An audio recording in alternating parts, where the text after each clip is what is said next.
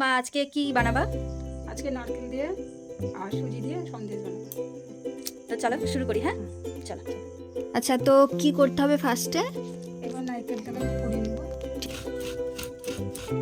আচ্ছা মা, এটা তো সুজি না? আচ্ছা, একটা নারকেলের জন্য এখানে 1 কাপ সুজি নিয়েছো তাই তো? আচ্ছা, আর এটা তো গুড় তাই তো, ঝোলা গুড়, যেটা আখের গুড় হয় সেটা। এবার সুজিটাকে ভেজে নিতে হবে কি তাই তো? এবার এটার মধ্যে 2টো এলাচকে ভালো করে ভেঙে দিয়ে দিতে হবে। সুজি ভাজা এবার হয়ে গেছে। আচ্ছা, এবার গুড়টাকে ভালো করে জাল দিয়ে নিতে হবে। আপনারা চাইলে এই গুড় জালের মধ্যে কিশমিশ কাজু দিয়ে নিতে পারেন পরিমাণ মতো। ভেজে রাখা সুজিটা আর নারকেলটা এবার এর মধ্যে দিয়ে দিতে হবে। জাল দিয়ে নেওয়ার পর এটা দেখতে এরকম হয়েছে। এটাকে এবার কিছুক্ষণ রেখে ঠান্ডা করতে দেব।